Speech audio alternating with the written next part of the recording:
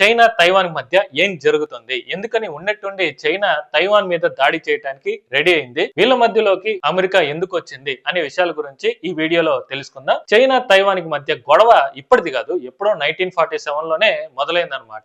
ఆ టైంలో అప్పుడే వరల్డ్ వార్ 2 ముగిసిపోయి అంతా సర్దుకుంటున్న టైంలో చైనాని కంట్రోల్ చేయడానికి రెండు గ్రూపులు గొడవ పడుతున్నాయి. అందులో ఒక గ్రూప్ వచ్చి ద నేషనలిస్ట్ కేఎంటీ పార్టీ వాళ్ళు, రెండోది వచ్చి ది కమ్యూనిస్ట్ సిసిపి పార్టీ వాళ్ళు అనమాట. ఈ గొడవల్లో గెలిచింది సిసిపి పార్టీ వాళ్ళు. అప్పటి నుంచి ఇప్పటి వరకు ఈ సిసిపి పార్టీ వాళ్ళే చైనాని రూలింగ్ చేస్తున్నారు. సో ఇంకా ఓడిపోయిన కేఎంటీ పార్టీ వాళ్ళేమో అక్కడ నుంచి తప్పించుకొని తైవాన్ కు వచ్చేసి అక్కడ సొంతంగా వాళ్ళే రూలింగ్ ని స్టార్ట్ చేశారనమాట. సో ఇది చైనాకి నచ్చలేదు, ఆ తైవాన్ కూడా మా భూభాగమే అని చైనా వాదిస్తుంది. లేదు ఇది మాదే, చైనా కూడా మాదే, సో ఎప్పటికైనా చైనాకి తిరిగి వచ్చి మా జెండాని పాతుతాం అని చెప్పి తైవాన్ వాళ్ళు వాదిస్తున్నారు అనమాట. ఇలా వాళ్ళిద్దరి మధ్య గొడవ చినిగి చాటడంత అయింది. అయితే చైనా ఇంత ఆర్థికంగా ఎదిగినప్పటికీ ఎందుకని తైవాన్ మీద పడింది అంటే, ఈ రోజుకి ప్రపంచంలో సెమీ కండక్టర్ చిప్స్ ను ఎక్కువ శాతం ఎక్స్పోర్ట్ చేస్తున్న దేశంలో ఈ తైవాన్ ఒకటే అనమాట. సో అందుకే తైవాన్ ని తిరిగి చైనాలో కలిపేసుకుంటే ఇంకా స్ట్రాంగ్ అవచ్చు అనే ఉద్దేశంతోనే చైనా